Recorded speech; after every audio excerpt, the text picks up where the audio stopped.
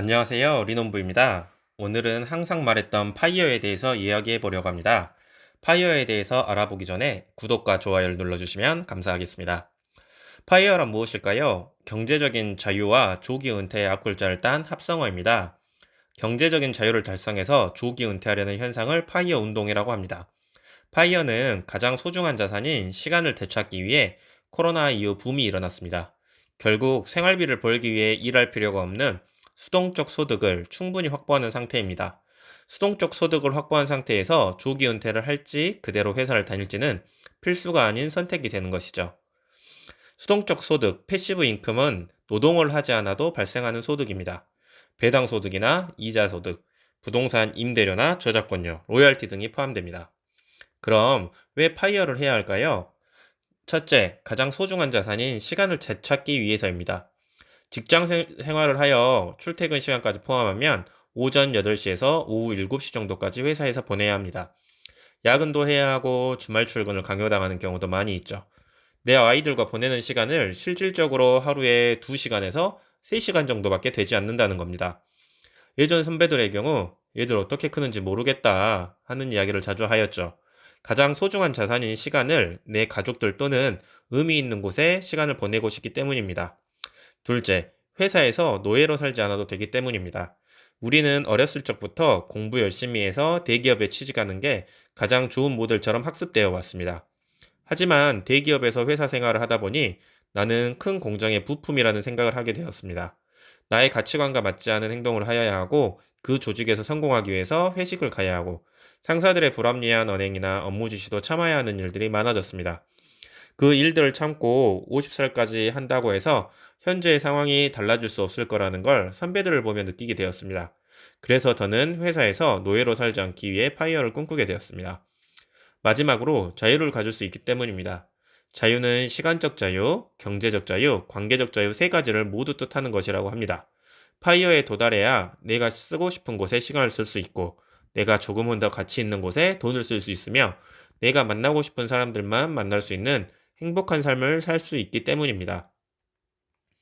파이어를 하기 위해서는 어떻게 해야 할까요? 파이어로 가는 7단계가 존재합니다. 7단계를 알아보기 전에 파이어에 있어 가장 중요한 4%의 법칙에 대해서 알아보겠습니다. 4%의 법칙이란 파이어의 공식입니다. 연 생활비 지출의 25배를 저축하면 은퇴 준비가 가능하다는 것입니다. 왜 그러냐면 예를 들어 연 생활비로 5,500만 원을 쓴다고 가정해보면 은퇴를 준비하려면 약 13억 7,500만 원을 저축해야 합니다. 연 5%의 수익이 난다고 가정하면 13억 7,500만 원의 5%는 6,875만 원입니다. 이는 매우 보수적으로 계산을 한 것이고 수익률이 더 높을 것이라고 생각합니다. 그러므로 매년 투자 수익인 4%만 인출하여 사용한다면 경기 인플레이션과 시장 하락에 항상 대비할 수 있는 거죠. 안전한 인출률이라고도 부르는 4%의 법칙은 트리니티 대학의 연구 결과를 기초로 하여 은퇴자가 원금을 축내거나 훼손하지 않는 범위에서 매년 인출할 수 있는 금액을 결정할 때 사용합니다. 연 생활비의 25배를 모으면 파이어를 할 수 있다는 거죠. 그럼 파이어로 가는 7단계에 대해서 알아보겠습니다. 1단계, 가진 것을 계산하는 것입니다. 순자산을 알아보는 과정입니다. 현금, 은행계좌, 퇴직연금, 투자자산, 주택 같은 모든 자산에서 학자금 대출, 카드빚, 자동차 할부금, 대출금 등 모든 부채를 차감한 나의 순자산을 알아보는 것입니다. 2단계, 저축액과 지출액을 확인하는 것입니다. 내가 얼마를 지출하고 저축해야 파이어할 수 있는지 기간을 정할 수 있습니다. 내 저축액이 늘어나거나 지출액이 줄어들면 그 기간은 상당히 짧아지는 거죠. 3단계, 일일 지출 비용을 줄이는 것입니다. 우리가 통제할 수 있는 부분은 소득보다는 지출입니다. 그렇기 때문에 저축률을 늘리는 가장 쉬운 방법은 지출을 줄이는 것입니다. 하루의 소비를 줄이다 보면 그것이 모여 한 달이 되고 한 달 지출 금액으로 환산한다면 큰 금액이 되는 겁니다. 4단계, 주택, 자동차, 식비, 큰 세 가지를 줄여라입니다. 이 세 가지가 저축률에 가장 큰 변화를 줄 수 있는 요소입니다. 집을 줄여 이사하여 대출이자를 줄이거나 비싼 차를 사지 않거나 집에서 거의 모든 식사를 해결한다면 저축률을 30% 이상 늘릴 수 있습니다. 5단계, 저축을 효율적으로 활용하라입니다.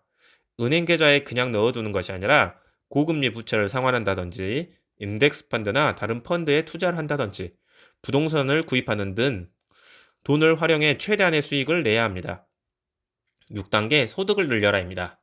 지출을 최대한 줄였다고 한다면 저축률을 높이기 위해 소득을 증가시켜야 합니다. 부업을 통하여 소득을 창출합니다. 요즘에는 스마트 스토어, 블로그 운영, 대리운전 및 아르바이트 등 다양한 소득을 늘리는 방법을 찾곤 합니다. 7단계 파이어 공동체를 찾아라입니다. 함께 나눌 사람이 없다면 시간을 되찾는 것이 무슨 소용이 있겠습니까? 나와 비슷한 생각을 가지고 성장하고 싶은 사람들과 공동체를 만들어 나가야 즐겁고 행복하게 파이어의 길로 갈 수 있습니다. 이러한 7단계를 통해 내가 생각하는 1년 지출의 25배를 만들면 파이어가 가능해지는 겁니다. 대략 1년에 넉넉히 7천만 원을 사용한다고 가정하면 17억 5천만 원의 순자산을 모으면 파이어가 가능하다는 겁니다. 저렇게 큰 돈을 어떻게 모아? 이렇게 생각할 수 있습니다.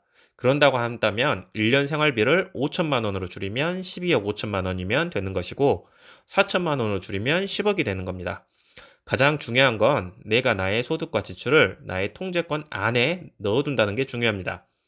조금씩이지만 벌어들이는 돈이 사용하는 돈보다 많게 되고 남은 돈을 잘 투자하다 보면 그 기간이 늦더라도 결국은 우리 모두 경제적 자유에 도달할 수 있을 거라고 생각합니다. 위의 7단계를 잘 한번 생각해보고 내가 1년에 사용할 수 있는 지출의 25배를 만들어서 꼭 파이어 하셨으면 좋겠습니다. 우리 모두 경제적 자유를 위하여 화이팅입니다.